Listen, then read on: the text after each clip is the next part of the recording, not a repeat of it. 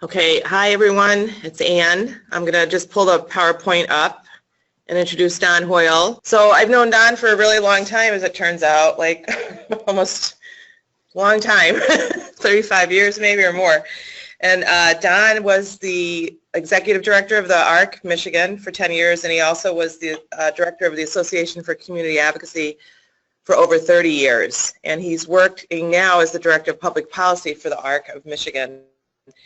And I've known Dohn just for a long time. He's always worked on issues around self-determination, helping to end the waiting list. He has a group, the HOWL group of people interested in policy who work on issues that we can, change at the state level. And that ended the waiting list for CMH services for people with developmental disabilities. He was a big part of closing the institutions in the state and making sure that Michigan has an array of services, so that right now Michigan has probably the greatest array of services that people can access in terms of the community living supports. So he's also a national expert on many issues, one of them being alternatives to guardianship, and that's what he's going to talk to you about today. And I just wanted to say, Dohn, thank you so much. Dohn has been one of my big mentors in my life, and I hope that all of you have a Dohn in your life as you go through your careers. So go ahead, Dohn. Thank you, Ann. The title of this is Rethinking Guardianship, and I hope that everybody will set aside that they think they know about guardianship already, and just we can talk about that at the end, but if you can set those notions aside and let me take you down this road. It's not going to be a secret where I'm coming from. This is a summary statement from the Coalition on Alternatives to Guardianship out of Ontario, the province of Ontario in Canada. And it talks about people expressing their choices in different ways, non-traditional ways, and it also talks about any legal proceeding which deprives a person of their right, and in this case the right to be accommodated and supported in choosing and making decisions, and which appoints a substitute decision maker. It makes that person vulnerable, and it takes away rights which most of us believe should be inalienable.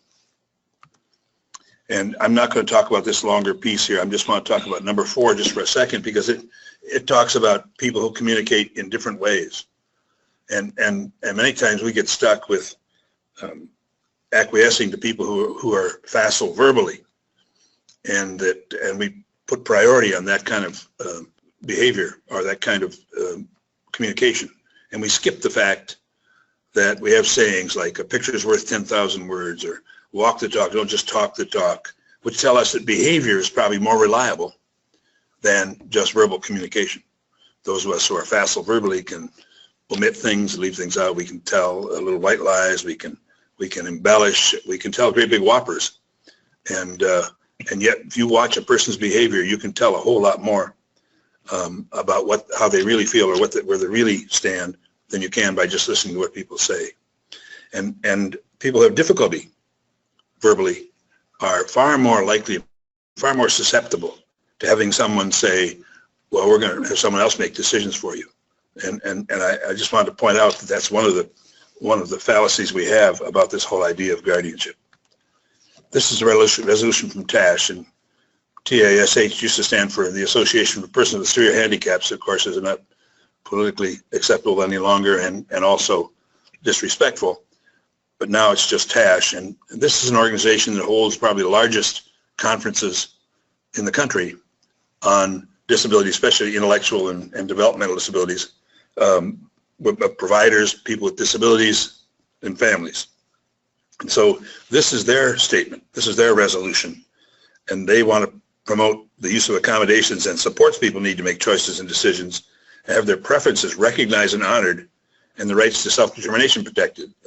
Saying kind of the same thing, that when you move to appoint a substitute decision maker, you eliminate those positive things. And we ought instead, in light of the ADA and everything else that we're doing, we ought to be accommodating people and figuring out ways to get their wishes and choices honored. So today I want to talk a little bit about guardianship, what it is and what it isn't, what it does do and what it doesn't do. And then just because you take the stand that we ought to find a different way doesn't mean that people automatically have their barriers removed. There are barriers people face that have been, that some people rely on guardianship to face those, and I'm saying there are other ways to address them, and there are some tools we can use that would help us address those. I want to make sure that you understand I'm going to hold questions till the end. I've got an awful lot of material here. I usually get 2.5 hours, but I'm kind of limited today, so we're going to rush through this stuff, and I'll save some time at the end for questions. This is a definition of guardianship which is probably acceptable to everybody. It's a situation recognized by law and under law in which one person or entity exercises power over and on behalf of another person. So you have the guardian who exercises authority over their ward. In Michigan, we have 2 guardianship statutes, one contained in the Mental Health Code that applies to people with developmental disabilities, and one contained in the Estate and Protected Individuals Code, EPIC, which applies to everyone else who might be subject to guardianship. And the 2 statutes differ slightly, but they are very much alike, or drafted by the same people. First, let's talk about why people sought guardianship in the past. And the first and most logical reason that you hear is because they might have to make medical decisions, and that there will need to be someone else to make those decisions for the person, because their decision won't be accepted, or people won't make the accommodations necessary in the medical community to accept those kinds of things, partly because they don't want to be sued, and partly because they haven't dealt with people with disabilities very much, and don't understand how they communicate necessarily. But whatever the reason, that's where we run into problems. And as I say, you know, the first question was asked of me. First, I should tell you how I got into this whole subject. And I was 2 days on the job almost 47 years ago when a mom asked me the question. We were doing kind of a cursory needs assessment. And a mom asked me the question, what's going to happen to my daughter when I'm gone? So much of what I've learned and have gone after and discovered, and research we've done and money we've spent has been trying to answer that question. One of the issues that comes up automatically almost is guardianship. And so that was a part of what we addressed. And so much of what I'm going to tell you has been researched, and we've had extensive conversations and work around. And this is the kind of, I'm going to kind of give you the consensus of what those groups that we held in the past have come up with. And so, again, medical reasons. I once had a mom ask me, you know, we go to, being snowbirds, we go to Florida every winter, and what if we're driving through Ohio and we're in a car accident and something happens and my son is going to bleed to death and he can't give consent? Don't I have to be his guardian in order to do that? Well, number one, you're not his guardian once you cross the state line anyway. But if you were a guardian and you were also hurt, you were comatose or in shock and you couldn't give consent, what do you think would happen? What would happen to you and your son? And of course, the answer is easy. We have Good Samaritan Acts that allow a medical professional to administer by the side of the road. Every hospital, trauma, or emergency room has a policy to save people's lives, limbs, organs, et cetera, et cetera. And so emergencies are always covered. It's never a time to worry about whether there's a guardian or not. And I've actually had the experience when after a van accident, in getting to the hospital, I discovered that everybody had been served but one person, and including the driver. But that other person who had not been served they were trying to reach the guardian. Well, they ended up serving her anyway because they weren't about to reach the guardian or couldn't quick enough. And a good thing, because the guardian was on an airplane going somewhere else. So if you want to be guardian for emergency reasons, you need to be right there all the time and not close enough so you're in the same accident necessarily. But I mean, it's just not a feasible, guardianship is not a feasible methodology for emergencies. But there are other elective procedures. You know, usually the doctor who sees a person when they're 17 years, 11 months and 29 days, doesn't require something different 2 days from that point. On the other hand, if you get to a hospital, there's an anesthesiologist for the first time, and we're talking about an elective kind of thing, they might require something different than somebody who knows the person. But whatever reason, it is an issue. And we'll talk about it more as we go here.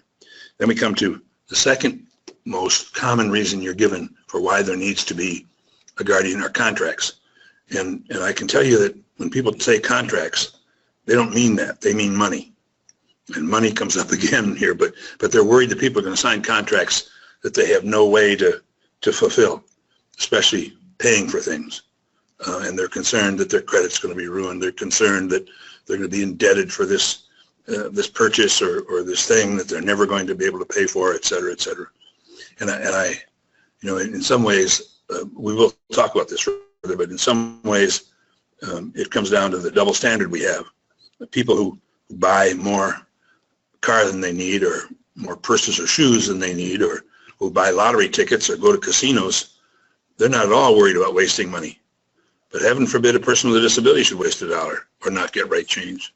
You know, then all of a sudden it's a different context, and it's just a double standard. And I will deal with this as we go. And there are circumstances that where we've not had a guardian, and that means a contract voidable if the person doesn't understand. But we'll get into that in a bit. And then decisions about programs and records, and HIPAA has scared people about what it means for releases of information.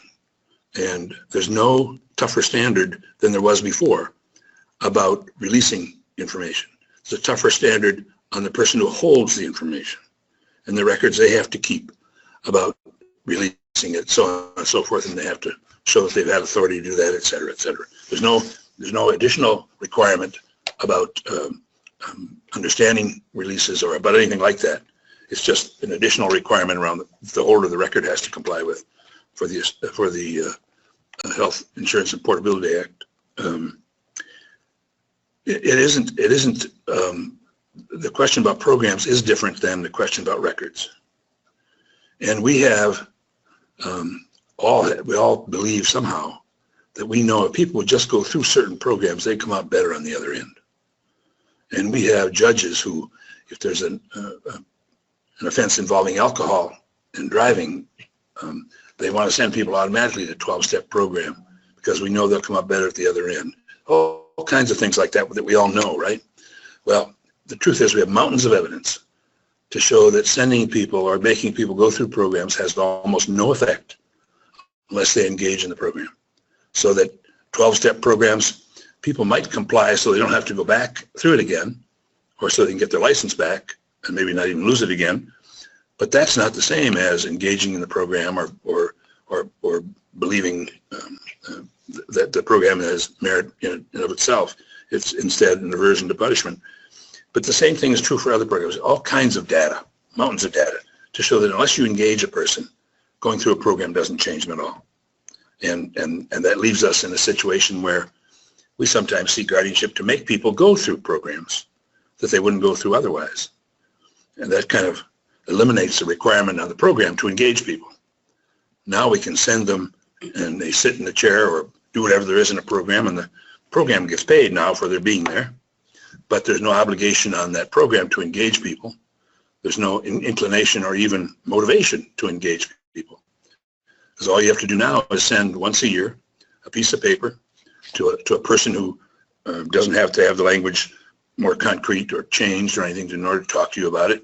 It's a person who can just sign a piece of paper, and now you have that chair filled every day for the next 12 months. That's a whole lot more, not only convenient, but it's a whole lot easier on the part of the people who run programs to say, okay, we're going to get paid. And relieving them of the obligation to engage people so that they gain from the program is, in my opinion, a mistake. I've talked about financial decision already. What I would tell you is we have so many tools to use in that area. And again, dealing with the double standard of people with disabilities not wasting money, we have all kinds of tools to make sure that people's rent gets paid, and if they have enough money to do what they need to do.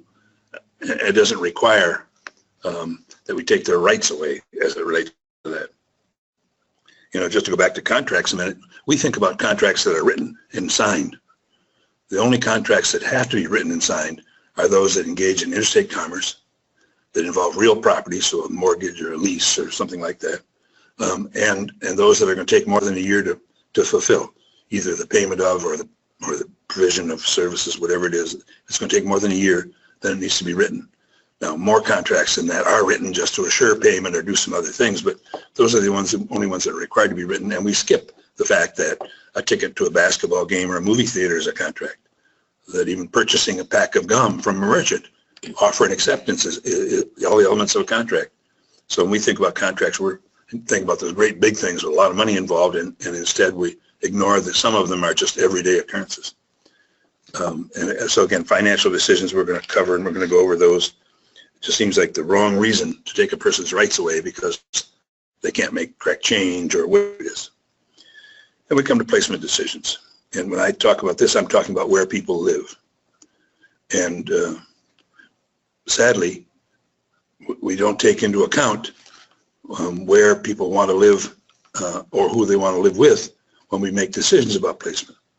I was asked the question once by a, maybe not quite as sophisticated as this, but yeah, he said, do social workers have training in which people with disabilities should live with each other? No, not that I know of. I don't know anything like that.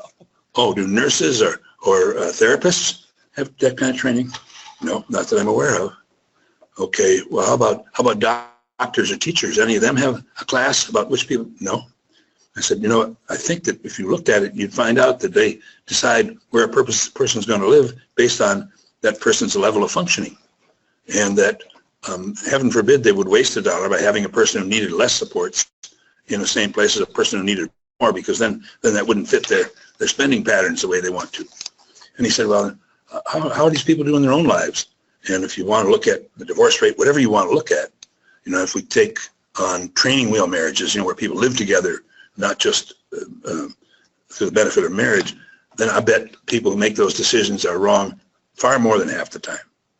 And yet we have those same people who make those bad decisions for themselves deciding where people are going to live. And I don't think anybody would claim they do it on the basis of how well people get along.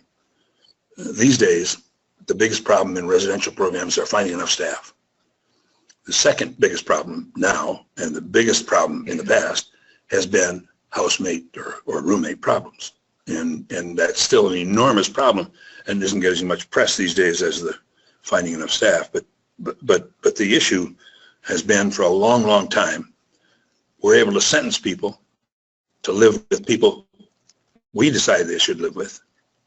And the only way they can undo that sentence is by behaving so badly, so poorly, that we'll pluck them out of that situation. We usually won't put them in a better situation, but at least they're out of that situation. And I you know, in many ways, we failed the system, or we failed people. The system has failed people by resorting to some of these kinds of decisions that don't reflect what any of us would accept in our own lives, including the right to change our mind. My first roommate in college, I have not had contact with him since that first year when school year ended, and he and I both are happy with that, I think. But at least the school year could end for him. People with disabilities don't have that option. Turns out the same thing is true about marriage. You know, so if someone told me I had to go back and live with my ex again, I'd be a behavior problem in order to get out of it. So I'm just saying, many times we do these kinds of things to people just because they have a disability, and we expect them to adapt to decisions we make as opposed to honoring their decisions. Then we come to sex and related issues. And I typically get off on a tangent here, and I'm going to make it really brief. And that is to reflect the data that we now have, that some 85% of all women with disabilities are going to be sexually abused at some point in their life. And if nobody's told you that before, shame on us. It's just so incredibly pitiful that we're not, that it's a pandemic. It's not an epidemic, it's a pandemic. And we have to do something about that, but that's, seldom do you see sex or related issues as the subject of a petition for guardianship, even though it may be behind some things. And the most contested guardianships have those issues in them. And I think we're dealing here with a programmatic issue, not a legal issue.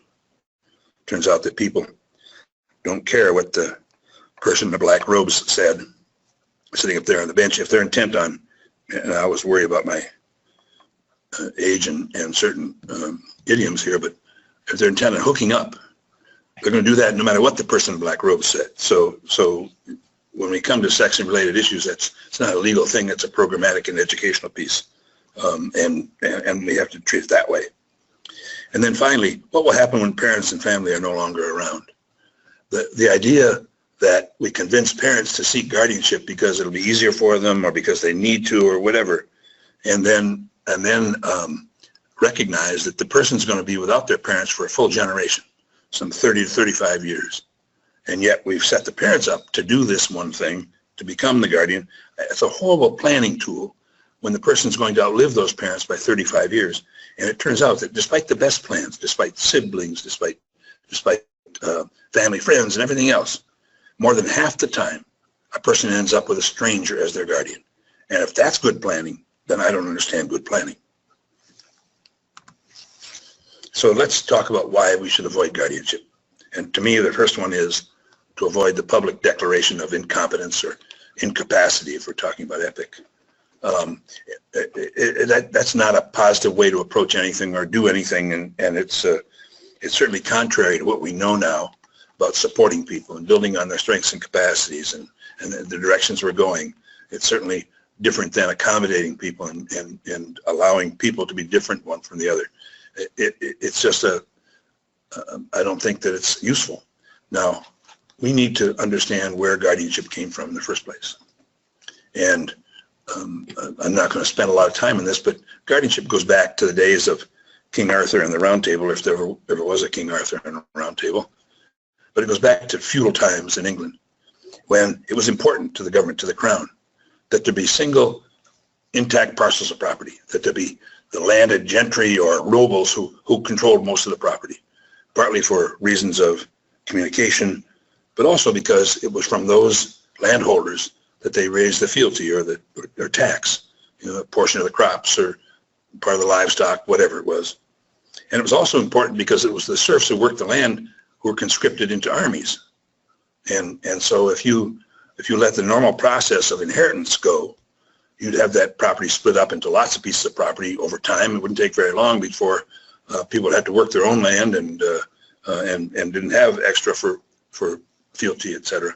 But the issue was seen as one so important, they had to come up with a way to cover things like, what if the person who was going to inherit was a child, an infant even?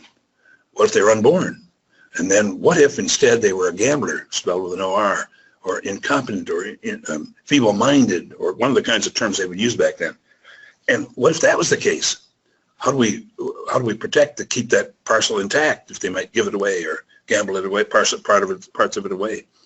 So they came up with a way to handle the rights of the next firstborn male heir, and that was guardianship.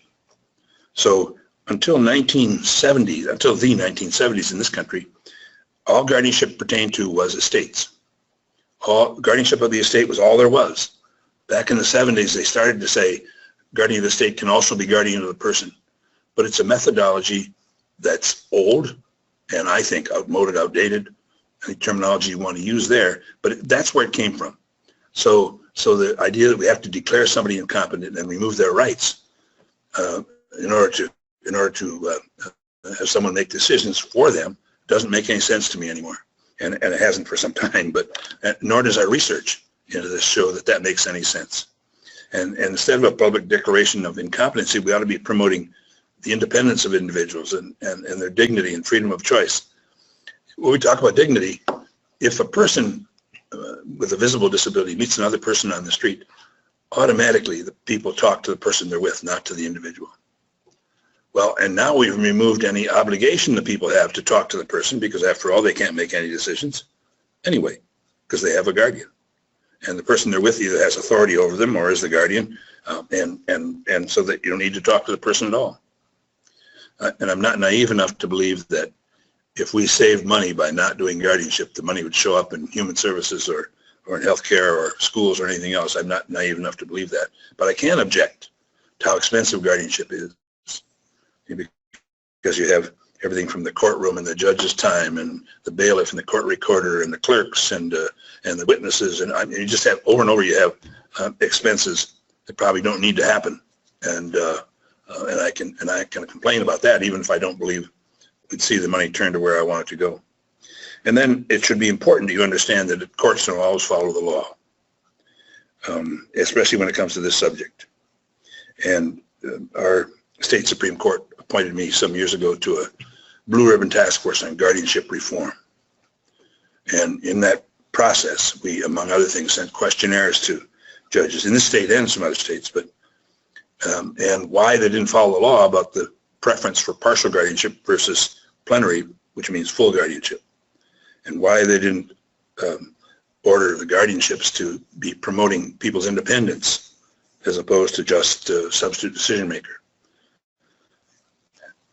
The reason the judges told us that they didn't do that varied a little bit, but mostly they were about being lazy. It took more time, they told us, to determine what rights to leave the person and what rights to take away.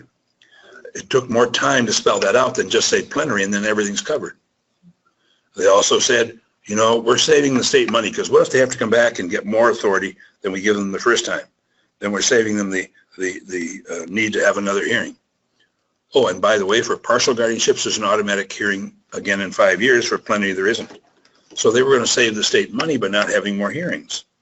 You know, so whatever their motivation was, we have a real issue of them following the law. And then we talk about things like, you know, people have certain protections if they're accused of committing a criminal act, and they have certain rights. So if you're accused of committing a criminal act, you get an attorney if one, you can't afford one, want to be appointed for you. Same is true for guardianship. You have a right to a trial by a jury, same with guardianship. You have a right to cross-examine witnesses, same with guardianship. I mean, so it goes on and on. But what we find is, in many instances, judges don't even require the person to be present. So they never face the people who allege they need a guardian and don't get their opportunity in court at all. And it happens sort of automatically. All people do is say, yeah, you know, it's best if they're not here. Well, then, you know, if we're talking about a criminal trial, we'd make sure that every person was present, even if we had to put glass around them, plexiglass around them, stop them from spitting on people, or tie them to their chair so they weren't too disruptive, or gag them because they were verbally disruptive.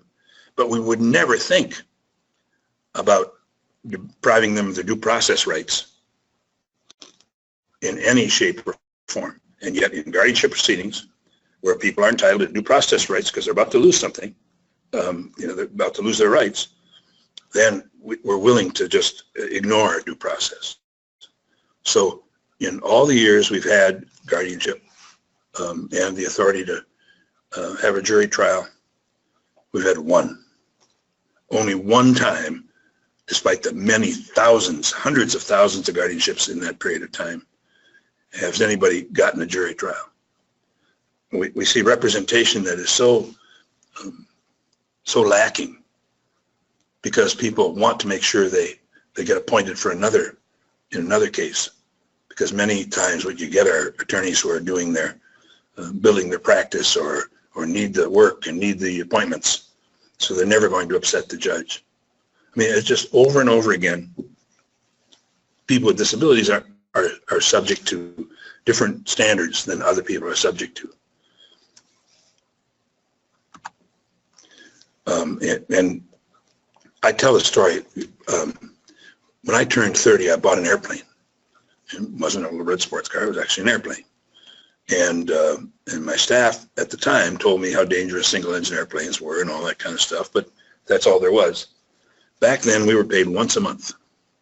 And because that was a celebratory kind of a thing, we would go to a place that served liquid refreshments. And the boss would usually buy a round. And so for a couple of months after I bought the airplane, those who haven't owned an airplane, you don't know about airworthiness certificates and tie-off. It's a whole list of things, including insurance and the cost of the airplane. But I didn't go because my finances were strapped. And so they asked me, and I presume they liked my company, but maybe it was the round I bought when they asked me, "We miss you," and said, "We'd like to have you come join us." And I had to say, you know, I can't afford it right now. And so after the second time, they suggested maybe I didn't know how to handle my money, because I clearly liked to go and I clearly enjoyed it. And so I was depriving myself of that because I didn't handle my money correctly. And they suggested maybe I needed a guardian. Now, I'm presuming that was tongue-in-cheek just because they still accepted my signature on the paychecks. But let's say that I'd had a guardian appointed, because if you lumped all the times together I haven't handled money well, you could make a case that maybe I shouldn't be allowed to handle money. But let's say that it happened, and so a couple of years go by, and Your Honor, why don't you let me handle my money again? I've learned my lesson. Boy, I'll be far more careful. I'll do a lot better job. And of course the response would be, Mr. Hoyle, what evidence do you have you can handle money? Well, Your Honor, you haven't let me handle any, so it isn't like I could produce evidence. Well, Mr. Hoyle, how do you think we make decisions here? We make based on evidence we have before us. And we found all kinds of evidence to decide you couldn't handle money, and now you come and say you want to handle money again with no evidence on the other side. We're based on precedent here. We follow things that are based on the evidence we have, and we stick to that. So, I mean, it's a catch-22 in many ways, but it's the difficulty in terminating or modifying guardianship is a very real one. Now, the process is called, just in case you wonder about this taking people's rights away, the process of undoing a guardianship is called restoration of rights. A very difficult process and very time-consuming, difficult process. And you're required now to unprove what you proved before. And so it doesn't happen very often. And termination, the same. And so we start off with guardianship being pretty permanent, especially plenary guardianship. Then we come to the point where judges, attorneys, and guardian ad litems have little or no training. They're not required to have any training in disability whatsoever.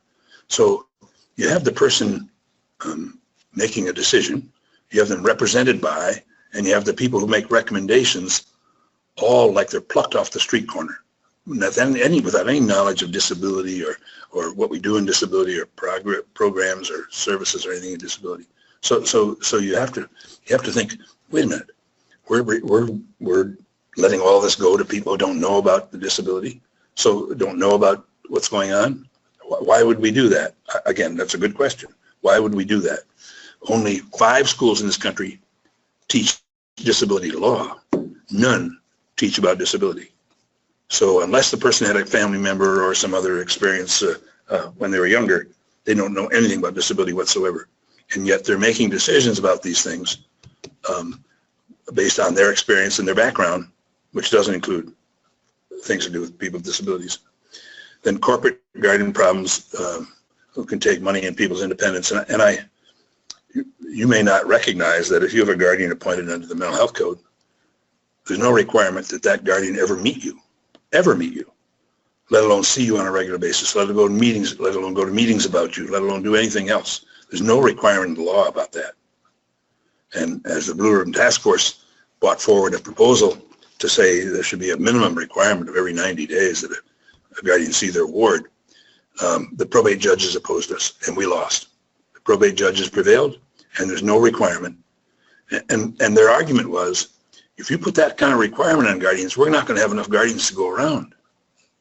So you end up with people who get paid to be guardian or take part of the pittance that people get in an SSI to be guardian, and then don't bother going to meetings, go anywhere, or see the person. I'm not saying they all do that, but I'm just saying to you, we have people in prison with a public guardian in prison from Midland. We have people, the principals from Guardianship Inc. in Wayne County. We sent Mr. French on the west side of the state to prison. In Eaton County, we sent 2 different public guardians to prison. I'm just telling you that when you do corporate guardianship or public guardianship, that's no guarantee of anything. And unfortunately, we sent most of those people away because we could follow finances.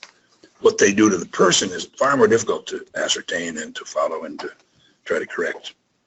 Then finally, guardianship simply doesn't do what you want it to do. You still have to go through all the efforts about applying for Medicaid or SSI, about everything else. You have to do all those same things over again, whether you're guardian or not.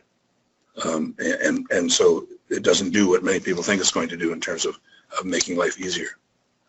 And just so you don't think that I'm the only one who thinks this about what guardianship does to people, this is the Connecticut Supreme Court. They use the term limited, or we use the term partial, but guardians appointed by the court, whether limited, partial, or plenary, can be vested with substantial powers over respondent. Therefore, The appointment of a guardian implicates a respondent's constitutional rights. Those inalienable rights we all have? No. Turns out, no. You don't have all your constitutional rights if you have a guardian appointed. And they're abridged in many ways, even if it's not a plenary guardian, even if it's not a full guardian. And this is the Supreme Court in the state saying that to you. The Iowa Supreme Court. What they contrasted was the fact that if you undergo a civil commitment for a psychiatric disability, you have all kinds of protections. You have to be seen by you get a court appointment within the first 3 days or 90 hours. You can get regular monthly and then 6-month intervals where you're seen by a court to see if you should still be held in this psychiatric facility. But for people with developmental disabilities, they can be put somewhere and held somewhere without any court involvement, without any court supervision, without any looking at the effect of what you're doing at all. So the Iowa Supreme Court said, whoa, guardianship involves significant loss of liberty that the court oversees for people with psychiatric disabilities. California and Tennessee use the term conservator the way we use the term guardian. So a person in California might tell you, I'm not conserved, where a person in Michigan would say, I'm my own guardian.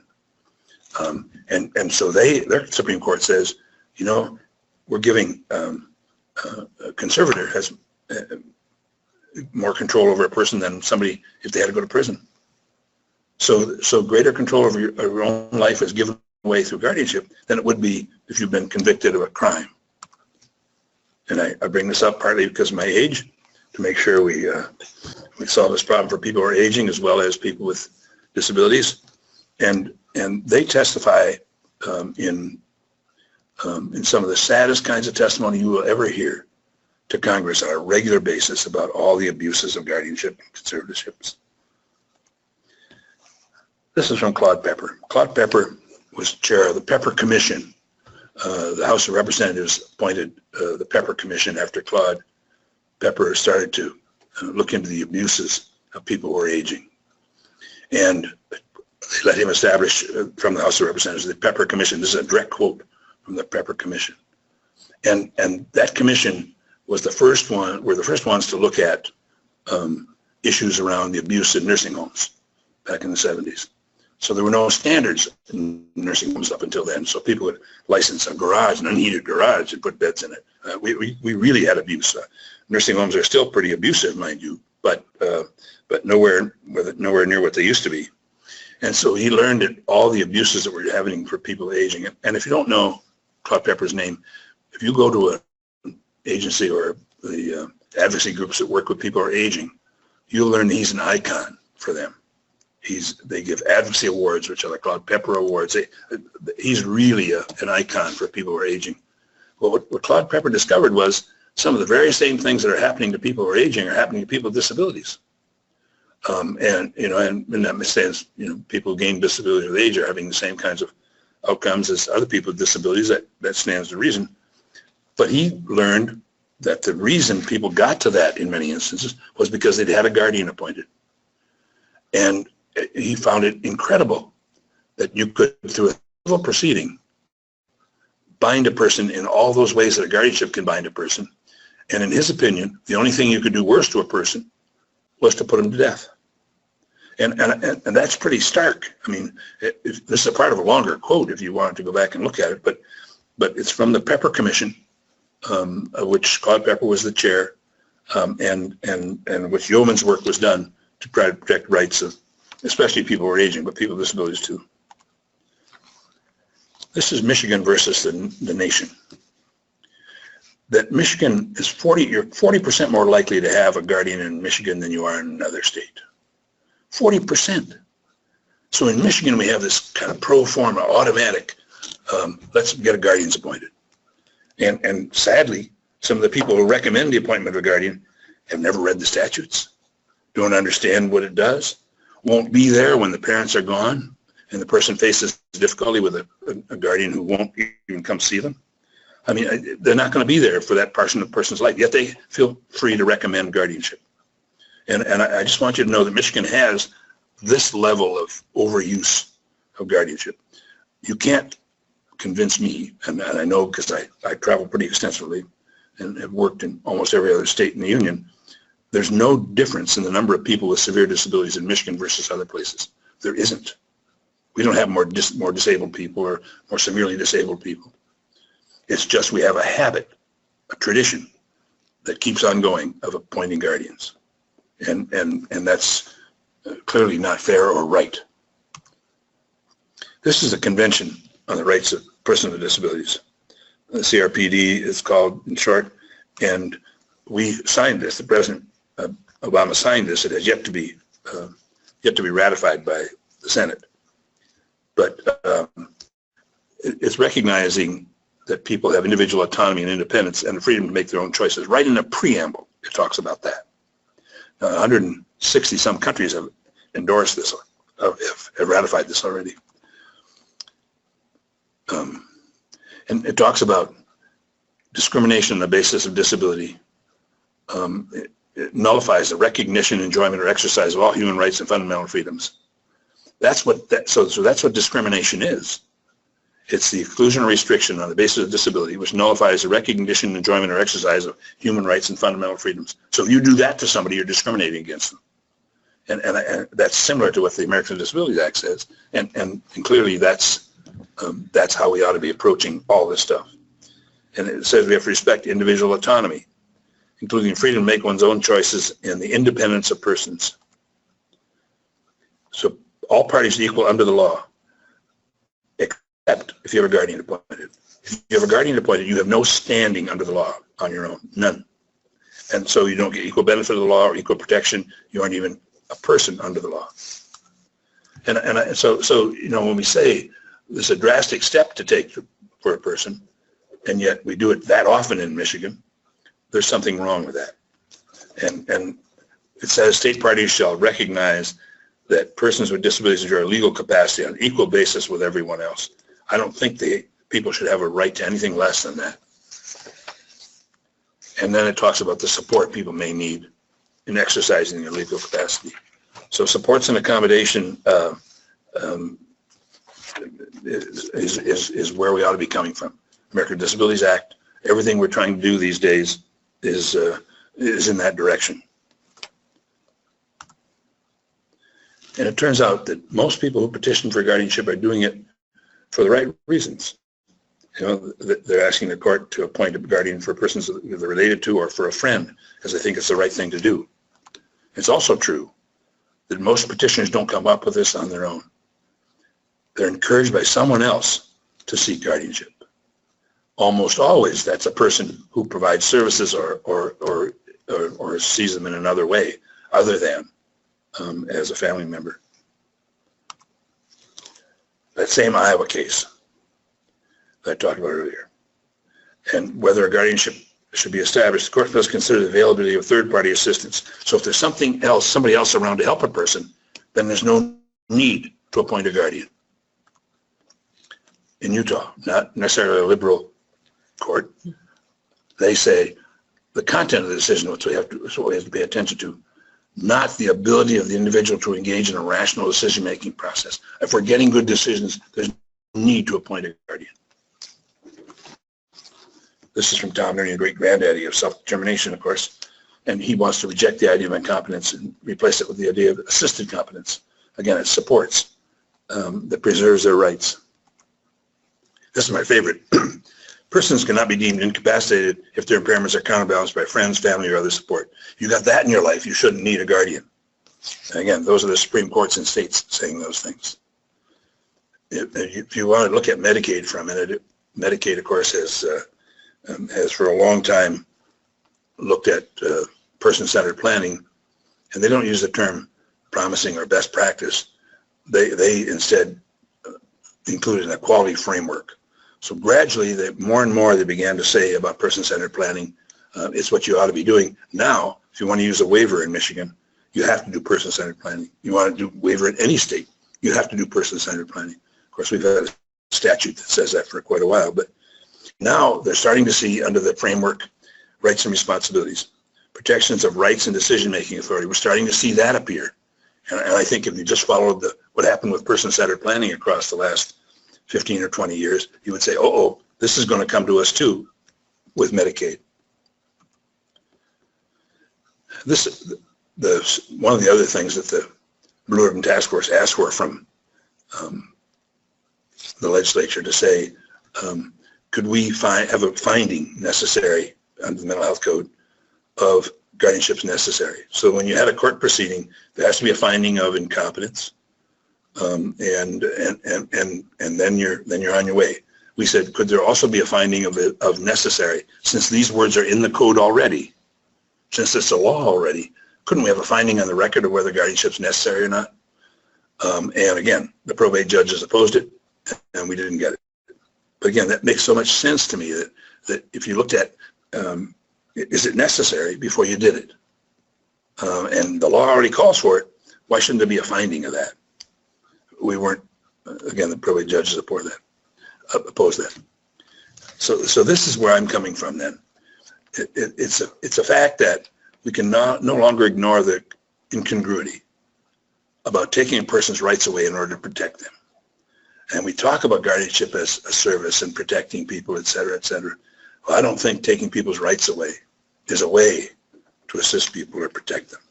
And that's the core question in my mind is what are we going to do if we want to assist someone, accommodate them, help them? It shouldn't be we're going to remove their rights in order to do something. So we talked then about what we can do instead. And I'm not fond of the term alternatives because that gives guardianship too much credence. You know, these aren't alternatives to guardianship as much as they are ways to help people overcome barriers. In my life, I have Crohn's, you know, unknown etiology. I think most I know about it is a certain percentage of people, I think it's 5% of people die within 6 months of diagnosis, and Eisenhower lived to be 86 and died of it. So you know, you have a wide span there, you know, and of course, if you're diagnosed with something going wrong, they rule out everything else to come up with Crohn's. So you spend a lot of time with people who have both the tools and the inclination towards torture. And I hope nobody on this call is a gastroenterologist, but and it's changed a lot. It's nowhere near as bad as it used to be. But I have the pleasure, of course, of getting one of those every 6 months. And so I feel free to call it a torture. Not necessary maybe, but torture. Now, my doctor, when I was diagnosed with Crohn's, and the gastroenterologist told my doctor, so there were experts beyond my doctor even, and they said, yep, it's Crohn's. He brought his textbook. He and I were friends. We used to race motorcycles together before he ever became a doctor. And so when I had my appointment, he brought his textbooks. He was going to have me read about Crohn's. And I said, wait, you decided to become a doctor. I decided definitely not to become a doctor. And I pushed the books back at him and said, you're going to just tell me what to do. I don't have no way I'm going to ever know as much as you, and you're never going to know as much as the gastroenterologist. How could I ever become expert enough to make my own decisions here? And so we came to a conclusion, and that was that he would tell me what to do. He's my advisor and my advocate. He tells me what to do. And if it's not too onerous, I do it. Or even if it's onerous, he gives me a certain look, I still do it. So people with disabilities, however, evidently aren't entitled to that. They're not entitled to get an expert to help them with what their taxes, a plumber to do their plumbing. They have to know how to do all these things because they can't make decisions about them unless they know how to do them all, right? I mean, I know how to change, I knew how to change piston rings, pistons in cars. I wouldn't touch a car today for anything because that black box is ruling and controlling everything. I'm now at the mercy of the guy behind the service desk when I take my car in. And he's more expert than I am, and he has diagnostic tools I don't have. So I mean, the rest of us live our lives that way, having other people do things that we don't know how to do or couldn't do. But people with disabilities, somehow, if they can't do it themselves, we won't allow that. We won't say, you can have an advisor on this or that. I mean, I wouldn't think about selling a piece of property without having someone with a real estate background do that for me or help me. I just wouldn't think of it. And so why we would expect I have to have that expertise that other people go to school to get or read books to get is beyond me. But to say that that's different for me than a person with a disability, I think that's a mistake. I think we have to afford people whatever they need for making decisions. Then we come to person-centered planning. And not only is that statute in Michigan, but it's a process for planning and supporting a person. And I think that's a logical place to take decisions that need to be made and find out if you have the expertise at the table, if you don't get it. And then you have a variety of people making that decision. And I think that's far better than the court appointing one person to make decisions with or without input from anyone else. If you instead have people who care about the person, are supporters of the person, helping to a conclusion to make decisions, I think that's far better than having a single court-appointed person do it. And I think it enhances the dignity and self-determination of people too, because they lead that person-centered planning process. And that's so important, I think, when you think about what are we doing to people, or how should people's lives be lived, that we take that attitude, as opposed to saying, well, we're going to appoint someone else, they're going to make your decisions for you. You're going to substitute somebody else for your decision-making. That's just not acceptable. Powers of attorney, and I want to talk about these two kinds of powers of attorney just for a minute. We'll take a break in a minute or two, but let me talk about that first. Power of attorney is giving someone else your agency, asking someone to do something for you, and whether it's a real estate agent or it's someone to sell your car, whatever it is, you ask someone else to do something for you, and you give them that authority. Whether it's durable or it's straight power of attorney. What's different would be springing. So now you have power of attorney that doesn't come into effect until something else happens. And that's what the rest of us should use in our estate plans and for plans for our end of life and all the things we want or don't want to have happen to us at the end of life. It'd be durable power of attorney. We don't want to give that authority to someone now.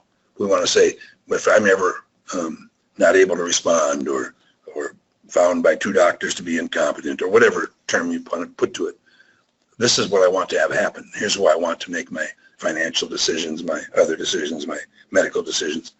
That kind of planning we should do, and we should give that authority to someone, but it doesn't take effect until something else, doesn't spring into action until something else happens. Powers of attorney we're talking about for people with disabilities are going to have to be instead powers of attorney that are effective now. Just like I wouldn't want to say, sell my car if this. I would want to say, here's the authority to sell my car, period. So instead of the springing power of attorney, these terms don't mean very much. It's just, can I give someone that power of attorney, and can I designate that they're going to do it for healthcare, which is where I think we face the biggest obstacles. And we're going to talk about that some more. I'll show you some examples and everything. I wanted to mention protective orders briefly. What we have is many times when there's an issue or a problem and someone feels like someone is going to be subject to harm from another person, or someone might prey on them, in order to protect them, we go and take the rights away by doing guardianship. And I just wanted to indicate that there are other ways to do that, as we do in domestic kinds of disputes. We'll do protective orders. I mean, it just seems to me that there are generic things we can do rather than just resort to removing people's rights in order to protect them. And then we come to trusts, and I'm going to spend more time on them because I think that's one of the tools we have that we can let parents know as a tool for the future. Let's talk about contracts again. Let me give you 2 examples that are real life examples of what happened. Richard was a man who we helped get out of cold water a number of years ago, but he was already in his 50s, and he'd been there for 40 years. Richard came out, and we ended up getting him a job at the Veterans Administration Hospital ironing sheets. If you remember back in the day, they used to iron sheets with great big rollers. This is before no iron sheets or any of that kind of stuff. And I was worried about his fingers getting caught in there, and I think the machine was a wrangle, but it might have been a mangle. It doesn't matter. Anyway, Richard earned enough money doing that he actually bought a house, and it's not a house like you're thinking about. This is 600 square feet counting the stair weights on 2 stories. So we're talking about a pretty tiny footprint for a house. And Richard was really proud of his house. I get a call one day, and Richard is crying and blubbering so much I can't understand him. And he's talking about his house, this, that, and the other. So I think I got his acquiescence to say, I'll come by after work. As best I could tell, he was in agreement with that. Well, as soon as I turned the corner to Richard's house, I knew what the problem was. It was the south side of his house, and the roof had solar panels. And this is back in the day before they were photoelectric. They instead were just heated water. Just water got heated up on the roof. And he heated his house that way in large measure. And certainly his hot water was produced that way. But anyway, it's clear as soon as I saw that, he can't afford that. You know, he has a relatively small Social Security check because he didn't work that many years. He had enough quarters to qualify, but not to get very much in the way of a check. And there was no way he could have afforded to put them on in one fell swoop, or because he was unmedicated, accumulate that kind of money, or that he'd be able to pay for it over time. So sure enough, he not only had signed a contract for it, he didn't understand that the contract meant he had to pay in the future. He thought the approximately $180 he gave them covered it. And he didn't understand, he couldn't read, and he certainly couldn't read the language in a contract or the fine print. And sure enough, somebody had sold him this contract and he had signed a mechanics lien, meaning that what that means is they could take his house for non-payment. Well, this took a couple of days and a number of calls, and finally he had $180 restored. He was given back $180. They came and they took the plumbing for the heating of the house out. But till the day he died, Richard had hot water from the solar panels because they were too expensive to remove or couldn't be used again or something. But again, that contract, if he'd had a guardian, would have been void on its face. But someone still could have installed all the panels and done all that work, and we'd have to instead later on say, well, that contract was valid on it, was void on its face, and here's the paperwork to show that, etc. So it would have been no less of a problem than it was for the fact that this contract was clearly voidable. And so the idea that it was voidable was at least as effective as the idea that it would have been void on its face. And taking his rights away in order to do that made no sense. And I was assured by the company that the salesman would be looking for a new job. And I don't have any way to confirm that, but they assured me he would not be working for them any longer. In the next instance, I was able to check, and in fact, the salesman was gone. We had 2 guys who lived in Ypsilanti but worked in Ann Arbor, and they used to take the bus, and they learned how to take the buses and transfer. And the transfer took place at a strip mall under a roof that stuck out quite a ways, and I guess to protect people from the rain or snow. This day must have either been very cold or windy or something, because they clearly stepped inside one of these places at the strip mall, and they ended up with, we didn't learn about this until some months later when a big payment book showed up at their apartment. A person who would help them during the middle of the day discovered that in the mail came this big payment book. And sure enough, they'd signed up for more fitness than they ever could have used in their lifetime. And they should have been allowed to move in, you know. But it was, again, when you talk to them, they had no idea what they were signing up for. And certainly, well, one of them was really good at reading emergency words and important words. Neither of them really had reading skills, and they certainly could not have understood the fine print, even if it was read to them. So again, these guys ended up with 2 free years at the fitness place. They ended up with their $17, which is what they scraped together for the down payment. They had that returned to them, and the salesman was looking for another job. It would be clear to anybody that they were abusing their authority by signing these guys up for anything. And we checked for a couple times after, and sure enough, that salesman wasn't there anymore.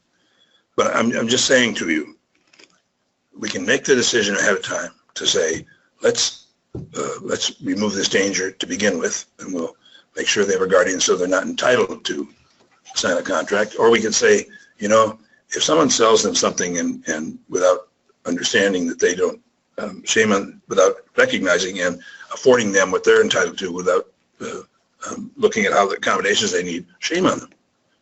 And I'm not using, I don't think we should use disability as a way to get over it. That isn't what I'm talking about at all. I'm saying to you instead, taking away people's rights in case somebody's going to prey on them like that doesn't make any sense. And I have yet to see an instance where anybody who couldn't understand, read or couldn't understand a contract has ever been held liable for that contract.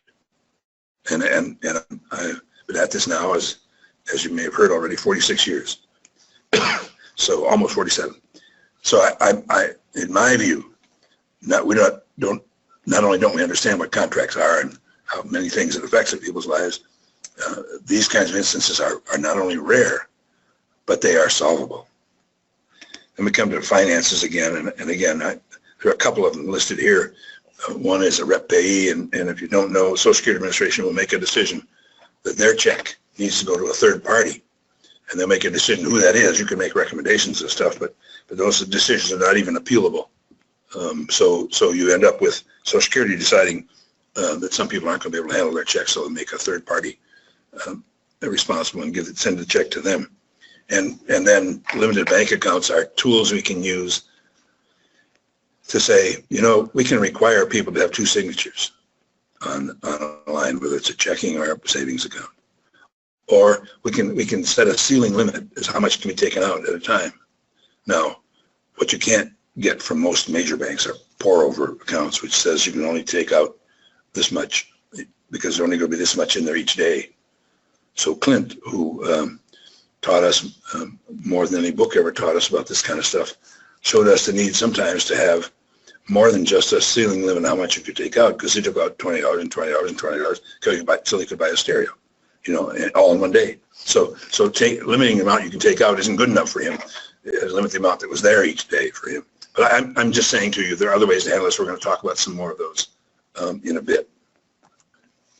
We've had people say, well, the schools have told me that they're not going to share information with me anymore when my son or daughter turns 18. And they're not going to let me see progress notes. They're not going to let me see the results of testing. They're not going to invite me to meetings. They're not going to do any of these things. And what I would say to you is that it requires only a release of information to get that. And the release of information, it shouldn't just be this form. It should be on the school district's own stationery. You should ask them for their release of information. Only way I would do this, only reason I would use this, is because they refused me that. And if they're refusing that, then there's a broken relationship that isn't probably going to be solved very easily. And it doesn't make any sense to continue the relationship. But I'm just saying to you that a threat that you have to be guardian in order to do these things or get this kind of stuff is empty. All you need is a release of information. And the release of information ought to be on the district's own stationery, not on this form. It's just if you absolutely have to have it, this work. When people say for medical reasons you have to have a guardian to make medical decisions, that means they probably haven't read the law. This is part of Michigan's Social Welfare Act. So for sure it applies to Medicaid. Whether it applies to private insurance, there's room for some argument, and some people have contested that. I don't know if they've been successful yet, but they are contesting that. And so what I'm telling you is, if you read the second part of this, if an individual is unable to make medical decisions, then providers are required to obtain written consent of an individual's nearest relative, guardian if they have one, or parent, except in emergencies where they don't need anybody's consent. And this is Michigan law. And you're welcome to go look this up. But what it is saying that not only should people have the right to consent to treatment and have their wishes followed, but if they can't give that consent, then you can go to these other people and get that consent, nearest relative, guardian, or parent, unless it's an emergency when you don't need any consent. And if people who recommend guardianship haven't told you about this, if they don't know about this, shame on them. This is Michigan statute, and And it worries me that people are out there recommending guardianship on a wholesale basis, or else we wouldn't be where we are in Michigan compared to other states. And part of it is because of their mistake that they don't understand about the surrogate decision making that's in Michigan statute. Medical powers of attorney. And again, I'm going to show you a couple examples. So this is a power of attorney that I'm sort of fond of because it's how plainly it's written, how easily it's written. Power of attorney doesn't have to be drafted by an attorney. And I think Ken made available to you our forms and power of attorney. The Department of Health and Human Services in Michigan uses the same booklet but without our name on it for powers of attorney, the Behavioral Health and Bureau.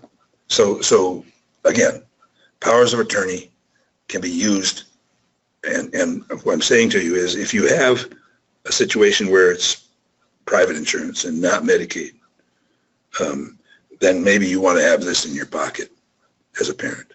The presentation I'm giving you is one I designed for parents just because I hope professionals and parents hear the same thing. It'd be nice if they heard it together, but if they don't, then they hear the same thing anyway. And how simple this is, it's been accepted over and over again, and now endorsed by, as I say, the department. Here's another one. And if you're happier with this, go ahead. I just think it's too wordy. I don't think it needs to be this extensive to convey just the idea that I want somebody to help me if I'm sick or need to go to the hospital, et cetera, et cetera. And I'm just saying those are two different examples of powers of attorney. This again, if your relationship, if you're worried about people who are serving your son or daughter as a parent, excluding you, you can do this. Again, you don't want a relationship that's broken and that's as broken as requiring this. But just so to be on the safe side, if you ever felt you needed that, you have it.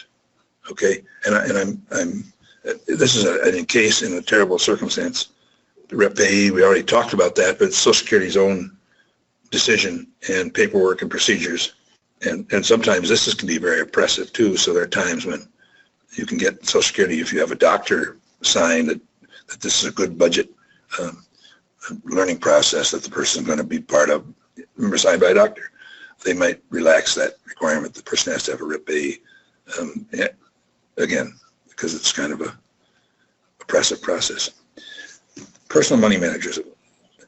Mostly agencies who deal with people who are aging have come up with what they call money managers. And it's partly because people who are aging don't want to forget a check or don't want to write all those checks every month or because some you can have automatic withdrawal, some you can have pay online, et cetera, et cetera.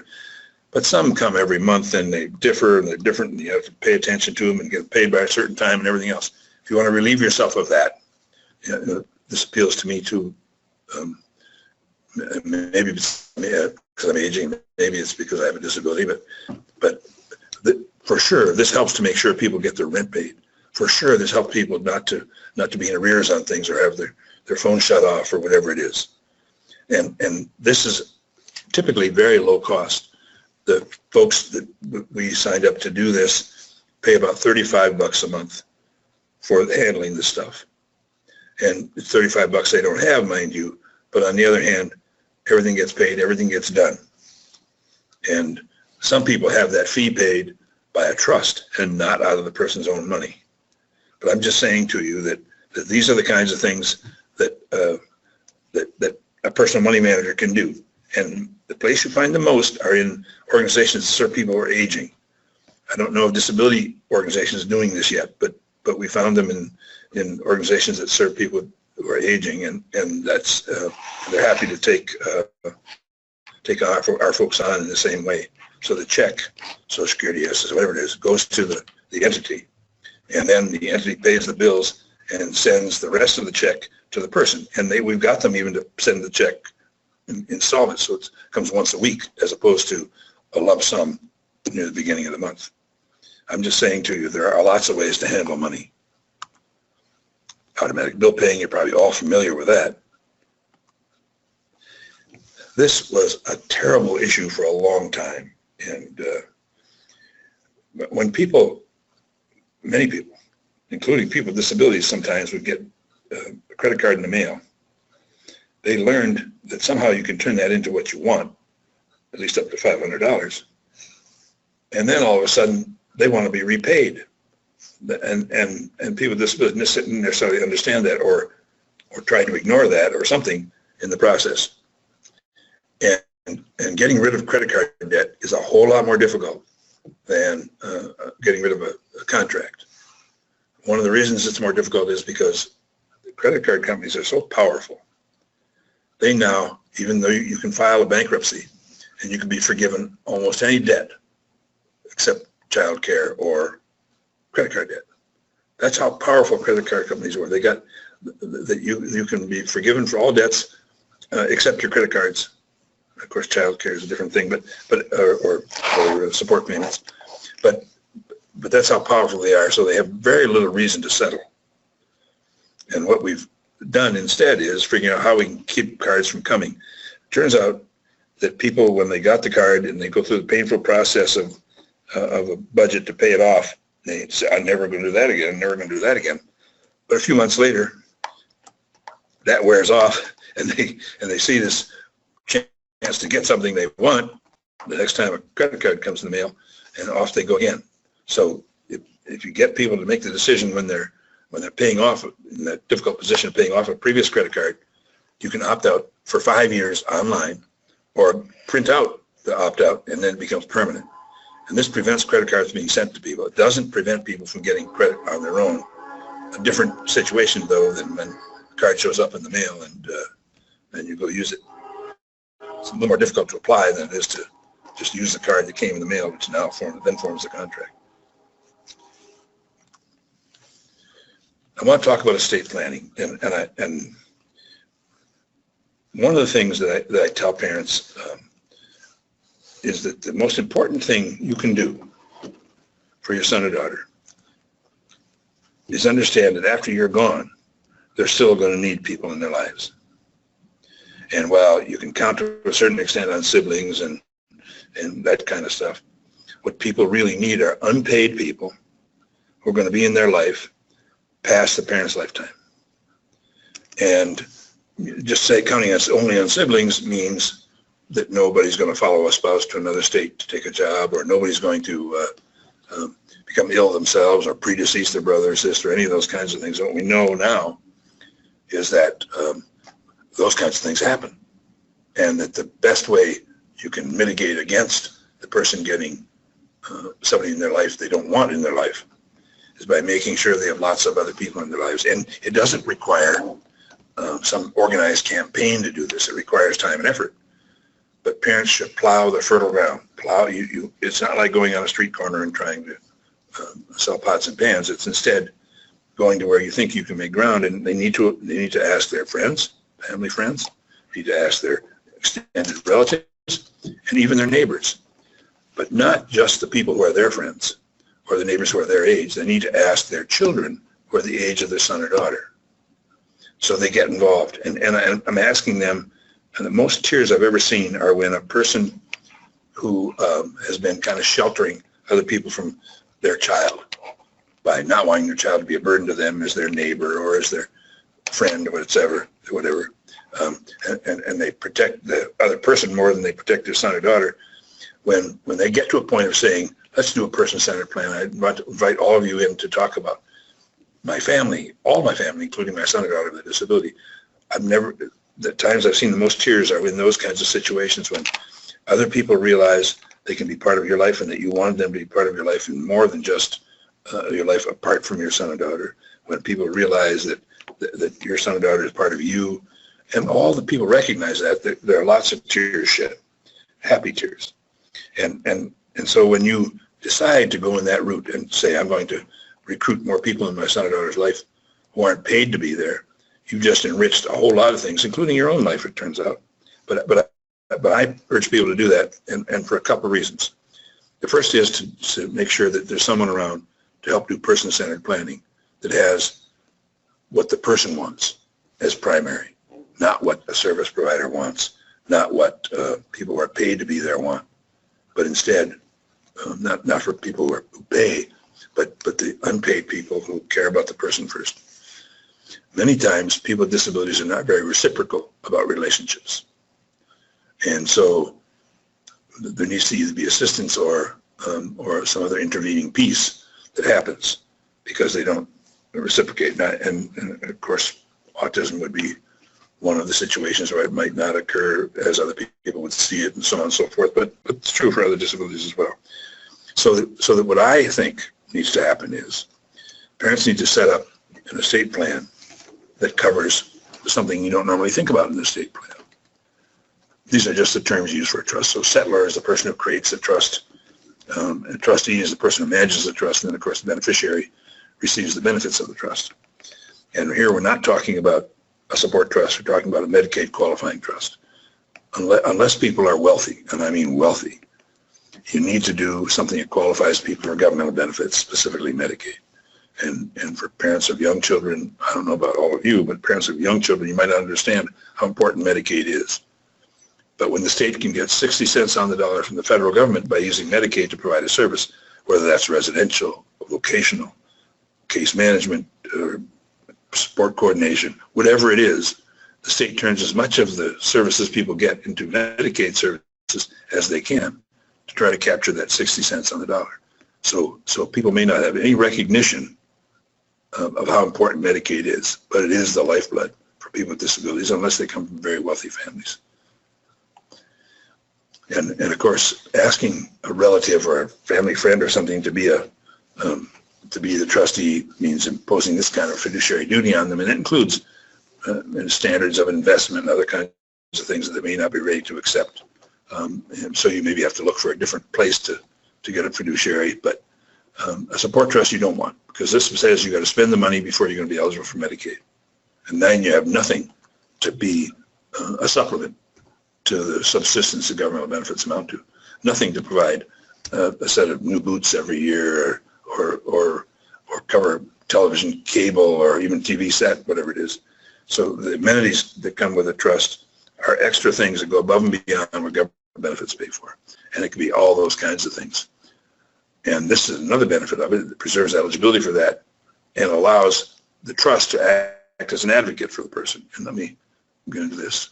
If the trust is not very big, trust companies don't want to talk about it. So then you need to look for a pooled trust in your area, or somebody who does a pooled trust that will cover your area. Pooled trusts allow people to put smaller trusts together and use that pooled money to invest. But there are sub-accounts kept for each individual person who's a part of that trust. So I just want, there's a larger document like this that shows even more possibilities. But if you look down here in that lower left-hand column, it talks about monitoring expenses. And one of the things that we found parents doing is saying, okay, if I'm going to be gone, I instead want to have somebody do what I would have done if I were around. So I'm going to ask the trust to send somebody out to look at my son or daughter every 2 weeks or month or whatever it is, and I want to make them to make sure the person's happy and healthy. That's what's important to me. Now, the role of a trustee when a parent says that is different than the role of a guardian. A guardian is only responsible for making sure that what goes on is in the person's best interest. Happiness is not a part of that. It's kind of a gray level of existence compared to what a parent might imply that they want the trustee to look after. So the trustee then is obligated to send out a person who is not a provider, an entity that can go and monitor the person on whatever basis the parents want them monitored. We have people who are seen by a nurse every 6 months because people are worried about medications. We have people who are seen by an attorney every year because people are worried about financial entrapment of some sort. But mostly we're talking about somebody to go out and see if the person is healthy and happy. What I recommend then is those people you've got in the person's life all get a copy of that report every time somebody goes out.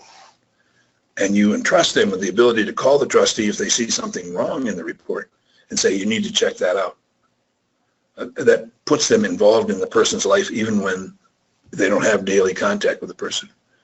even when they've only seen them at person-centered planning meetings, etc. It just allows them to be a part of the person's life and continue to be involved and care about the person. That's really important, I think, if you want to maintain those kinds of relationships. There has to be some, you can call it artificial if you want to, but some recognition that they have another role to play, an ongoing role to play. But you could look through this list or this list if you want to see what else can be covered. Then we come to self-determination. And I'm not going to spend a lot of time on this. I'll go through this briefly, though. But what we're talking about with self-determination is the ability, freedom, the ability to plan a life rather than purchase a set program. We're talking about ability for a person with whatever help they need, whatever assistance they need, to control a certain part of the dollars that they have to purchase the supports they need. We're talking about arranging the resources so the person can be involved and achieve meaningful participation in their community. And then we're talking about responsibility. So we expect the person to play a valued role and to do their best handling the money too. Now, when we look at this, we say, well, this person can't be self-determined. They're not able to do this. I'm talking about with whatever supports they need so that the friends and family and other people around them can provide whatever support they need to do this. When you look at supports, as opposed to some of the other things that go on in people's lives, we're taking those kinds of things that put us on a par with other people. So the supports could be the need to help somebody transfer in the mornings to the toilet, and out of the chair, to bed, whatever it is. Or it could be supports to help them from running in the street and getting hit by a car. Or it could be to help them with money, whatever the supports are. But what I'm saying to you is when you think about supports that way, then we can put whatever supports in a person's life they need to help them get through all this process, including what to spend money on, who to be in their life, who not to be in their life, and so on and so forth. I'm going to go through this next set of things kind of quickly. That people did a nice thing for me here. That I found the synonyms to freedom, and then I found the antonyms to freedom. Turns out those are the synonyms to guardianship. When at one point we were going through this process trying to figure out were we going in the right direction, and so we did a couple of focus groups, and a guy who worked for me back then, Paul Stepansky, who used a head pointer and a board, and I was assigned to be his reader, not because I was good at that, but because he wanted to ask me questions. And so what we learned from that process is that what people wanted was person-centered planning around a life that they wanted, that built on what they were good at and what they could do. They didn't want interdisciplinary teams who assessed them and then built goals based on their deficits. You know, it's as though people with disabilities don't have a right to have a disability. What they can't do is what they have to work on. You know, so you're sentenced to work on what you can't do. If you looked at the video, what Gail had to do until we finally got her was she had to work on feeding herself every day. And she wasted away to almost nothing because taking in as many calories as she wasted, and it took her over an hour each day to do that, and then another 15 minutes to clean her chair, and she up afterwards. So 3 times a day, she was taking in barely enough calories to keep her going because she had, as it was determined by professionals, residual capacity to feed herself. So she was working on that. Now, she was 39 and working on that. She could be fed very respectfully. So as you saw in the video, she ended up going to community college and learning about computers and art and everything else, and eventually getting a job in an art supply place till her gallbladder gave out. But I mean, she actually could achieve something instead of spending those hours of her day trying to do something she couldn't do. It'd be like if you were good at math and someone said to you, you can become a mathematician. You can teach math. You could become a rocket scientist unless you have a disability. Then you have to work on geography or something you're terrible at. You know, and so Richard, when we first got Richard, who ended up being able to buy a house with his work at the VA hospital, he was learning how to tie his shoes in his 50s with a shoe board on a table. And I'm just saying to you, what people said to us was over and over again, Don't assess me and determine what I can't do and then ask me to work on trying to get better at it. Let me work on things I'm good at and where I have some ability and where I can achieve and I can build some self-esteem, among other things. And so they said we want person-centered planning and the kinds of things that help us plan to get the kind of life we want. And they said people should understand that sometimes if you can judge by our behavior, communication, that if I run from somewhere, it might mean I don't want to be there. It might not just be maladaptive behavior. You have to concern, so you have to change so I stay where I don't want to be. It might mean you should listen to me. I think we think about behavior many times as not as communication, but as something else that we have to fix. And I think that many times we should be looking at it as what can we learn from it, and how can we be sure that they're not telling us something with that behavior. Then people said they wanted choice and control. They thought it was demeaning to be sent to a bed in a 6-bed home or a slot in a program. They wanted supports and personal assistance that they could say who have control over, rather than agency and provider staff. And they wanted their own home, and they didn't care whether they owned the home very much. Some did, but some didn't care whether they owned it. It was, can I control who comes in and out of that front door? Is this my place? Whether it's rented or owned or whatever. And those are the things people told us. Let me tell you a story about how important it is that you have control over who's in your life, because it's pretty tough to have a good quality of life if you can't control that. So again, this is another gentleman who asked me a question, and he said, how would you like it? In fact, it was Paul at one of these sessions who said, how would you like it if through that door where you live at 3 o'clock came somebody you hadn't seen before? And for the next 8 hours, they're going to be in charge of you, tell you where to go, what to do, and this stranger could even put you in a van and drive you somewhere, and you didn't even know where you were going. You could end up at a doctor's office. You could end up lots of places, and maybe at a doctor's office, this guy you had never seen before would talk about you from a piece of paper. And what was really bad was that you feared for your life every inch of the way because he's such a terrible driver. And you knew the whole time you would have to get back in that van and risk your life and limb with him driving again, and you had nothing you could do about it. How'd you like to live like that? Well, clearly, you wouldn't want to. I wouldn't want to. Now imagine that through that door at 3 o'clock comes somebody you know, but you don't like them. And they're going to come and serve you, and if you need it for your personal hygiene, they're even going to touch you in some intimate ways, and you don't like them. And for the next 8 hours, they're going to be in charge of you, tell you where to go, what to do, etc. And for your future, for your future, tomorrow, the day after, from 3 o'clock until 11 o'clock every day, that's going to be what your life looks like. This person who doesn't like you, or a person you don't like, is going to be in charge of you. Even worse then, what if that person doesn't like you, or you don't believe they like you? And they're going to touch you in intimate ways. How would you like to live like that? I mean, I'm just saying to you that when you think about those things in your own life, or for somebody you care about, all of a sudden it takes on different dimensions. And even if we have to say, you know, they should have the authority to say who's in their life, even if they only show us that by behavior, then we need to honor that. We need to say they have a right to live a life that has some quality in it. And if they're living under one of those three circumstances, they're living a life that doesn't have the kind of quality they're entitled to.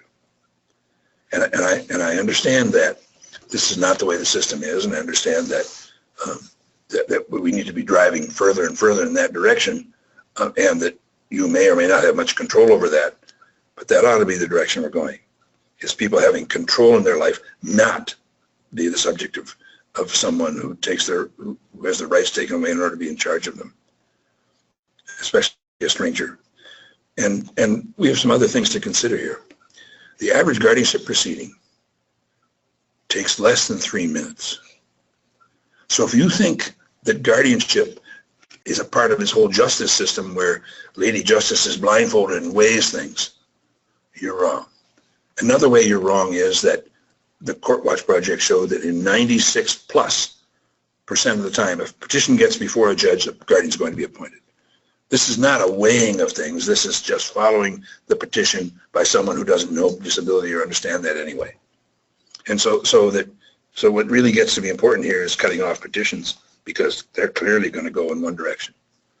Clearly the effort's going to be to make sure the person has their rights taken away and they have a guardian appointed. And if you don't understand how that is, then you miss the point about Michigan versus other states. You miss the point about people's rights are and what they're entitled to.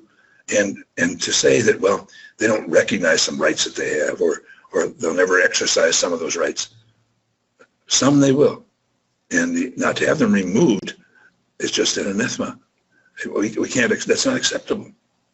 And this doesn't make them a second-class citizen, it makes them a third-class citizen. Now they have no standing under the law at all. And that's just not acceptable. That they have fewer rights than prisoners, that's not acceptable. This is from Arlene Cantor, who's professor emeritus at Syracuse University and a good friend. And this is that's her statement. And I'll go through these. I'm not going to spend time on this, but yeah, Burton Blatt is an icon, or should be an icon in our field, and most people know who he is. Christmas in Purgatory, etc. And if you don't, you ought to be reading about Burton. But he talked about, in the real world, people die for their freedoms. In our world, we hold conventions, invite each other to conferences, etc., etc. And what turns out to be better in our world is because professionals let it get better, not because people have the ability to demand it.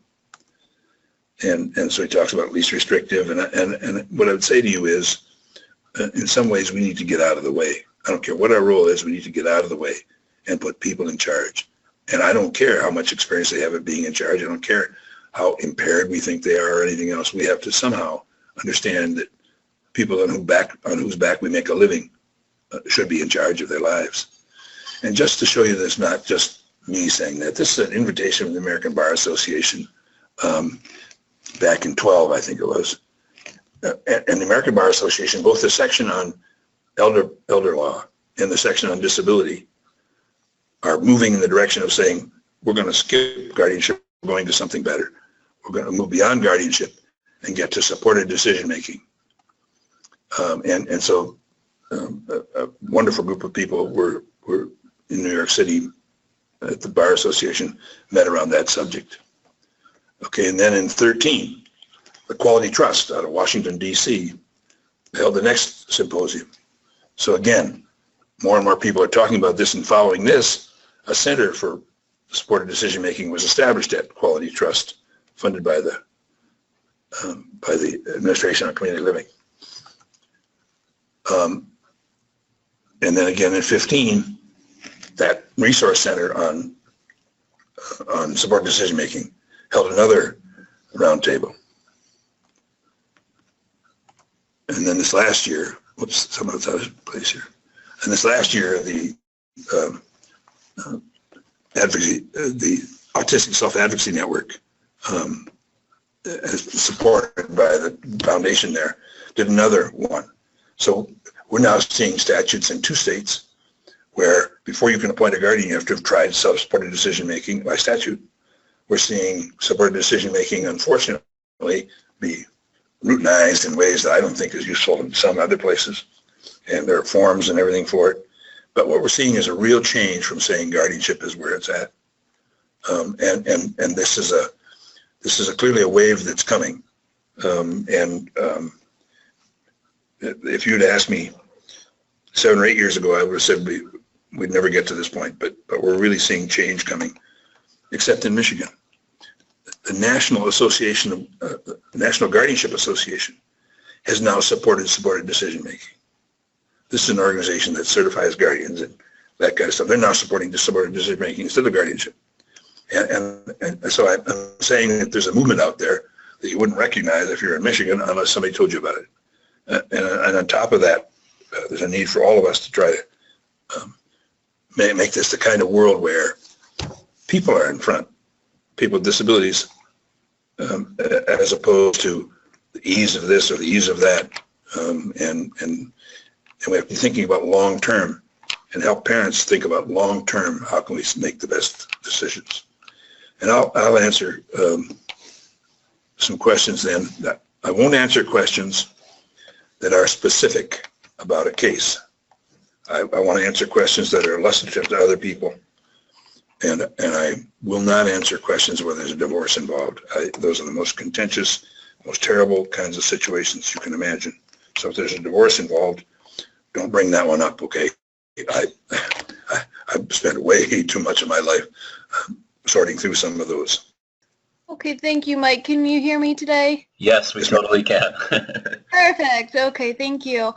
So thank you, Don, for your presentation. I know you hit on pretty sensitive topic here, but as someone in the field who has worked alongside several guardians and their families, I am a bit concerned that this presentation did not hit on any benefits of guardians at all, and really stress that guardians are kind of a terrible thing. And I'm also a bit concerned because I don't know the audience that's listening right now, but I wonder if even some of them are guardians themselves. And so I really would like to highlight some of the benefits of what guardians can and have done in the past, as well as there's some other things that I could talk about, but that's my main concern here. So I would just like to highlight that and try to bring that out and have a bit of a discussion on that. I've never said that guardians are bad or guardians do evil things. Some do. It's not a general piece. What I am saying is it makes no sense in this modern world to continue to use that idea. And what I'm saying is that parents who have all the best intentions, I've always worked for boards of parents and people with disabilities for, as I say, all 47 years. That's who they've been my boss. And I'm convinced that becoming guardian doesn't help with very much. You can do the same kinds of things without being guardian, as many of the courts recognize, and it makes no sense to take people's rights away in order to help them or to protect them. That's what I'm saying. And guardianship, in my mind, is an old, outmoded methodology. And there are ways to deal with that now that we didn't know about before. I'm not saying that people were evil when they sought guardianship. I'm not saying that guardians don't do good things. That's not what I'm saying at all. I'm saying if you're doing good things for a person, you could do that without being their guardian. Okay, I have an agree to disagree kind of thing here, and I'd like to hear other people's thoughts. I just think that this presentation was very one-sided, and I was hoping to have other people's thoughts on the topic. Well, I meant for it to be one-sided. I hope to have fewer petitions for guardianship in the future. I don't like where Michigan sits, so I meant for it to be one-sided. If anybody had any question about that, try to say that right up front. And I would like to hear from the leadership, such as Sharon and Jane, on these topics as well. I'm just feeling very uncomfortable with this presentation, to be honest. And so I'd like to have more discussion on this topic. Yeah, I asked you to rethink it, so that's all. Can you hear me? Yes. Okay, awesome. I just wanted to make sure. I had sent that comment so that I could make sure that all the trainees had a chance to voice their opinions. I just wanted to add in that I also agree with Alyssa. We are kind of, in our work environment, we are working with guardians, and we're working with severe problem behaviors. And so guardians, while there are some concerns with some guardians, I've seen a lot of good examples of what guardians can be. And so I've had kind of both aspects to that, and I've seen both sides. I just want to make sure everybody knows I was talking about guardianships for adults, not children. Okay. Children need someone to act in that capacity if we've removed parental rights, etc. So. We work with guardians for adults where I work. Okay. But there are good people and bad people in every walk of life. I just wanted to add in my, commentary too. There's been a number of times that in the past a guardian was really necessary for certain, like a severe problem behavior that caused a client to go into the hospital, or they didn't have anyone else in their life, and so like they had no family and they didn't have really any peers to support them or anything, and so those are just some of the type of situations, and the Guardian was very positive in that aspect. I just wanted to add in that. Thank you. In the absence of that, I do want to say how important it is to make sure people have other people in their lives. It isn't, and people they choose. It isn't acceptable for us to go on and say, isn't it a shame they don't have everybody else in their life? I mean, we need to take on the positive role of assuring that people have other people in their lives who aren't paid to be there. That really gets to be key long-term for people. You know, one of the things that was not talked about is how to ensure that people fully understand the choices they are presented. And that implies that you understand the choices, the pros and cons of each of those choices, and whether or not you need a guardian or somebody else to help supplement those decisions. Would you care to address some of those issues, in particular questions about where a guardian might be appropriate and or not appropriate to supplement choices for a person with intellectual disabilities? I would go back to person-centered planning, and person-centered planning done right includes people sitting around trying to assist the person and support the person, including going through options and whatever else there is. I mean, it isn't as though we're saying, well, instead I want people out here to just be abandoned and have to make decisions on their own and have to consider all this kind of stuff. I mean, I'm entitled to advice. I'm entitled to people helping me and advising me on things I don't know about. People with disabilities are too, and that should include all the options and what we can determine. And there are different things. If I need expertise, just like a person with disability should have that person come forward with expertise. If we're talking about a place to live, maybe we need a real estate agent. Maybe we need someone who offers different places to live and can show options or just demonstrate options. I mean, I'm not trying to say that we're saying people with disabilities can without assistance or any aid or without support go out and be like the rest of us. That's not what I'm saying. I'm saying that they need supports and assistance to get them to where we are. That the American Disabilities Act doesn't say that people have to be on their own. It says they should be accommodated. And I'm saying that people with intellectual disabilities, that's specifically what I'm talking about, people with intellectual disabilities should be supported in decision making, should get whatever assistance they need in decision making, and that should be through a process, a logical kind of process like person-centered planning done right, where their allies and supporters are in the room assisting them with coming to conclusions and making decisions, etc. I'm not saying we should abandon them to make decisions they've never made before or about things they don't know anything about or could never know about. I'm saying they should be entitled to the assistance they need to get past that. And this is Wayne again. I have no problems with all the assistance suggestions you're offering. My question, I guess, is what are the limits in this particular instance? Should a person be allowed to make a decision that causes financial bankruptcy or causes harm to another person? In other words, should they be held legally and financially responsible for their decisions, even if they're going against the advice of other people in their area? So that's where for me, that's where the hard part happens, is what happens when you actually have people making decisions in spite of best advice that may cause harm, violate laws, violate policies, cause financial ruin or other serious health consequences. And once again, I guess we all have the right to make mistakes, and I would kind of support that notion, but I would hope that there would be some full understanding of the consequences of different decisions that are made. If you saw the stuff under self-determination, we talked about responsibility. It isn't something that we can say, okay, you spend whatever money you want and whoever money you want to spend, et cetera, on doing this stuff. We're saying you need to be responsible.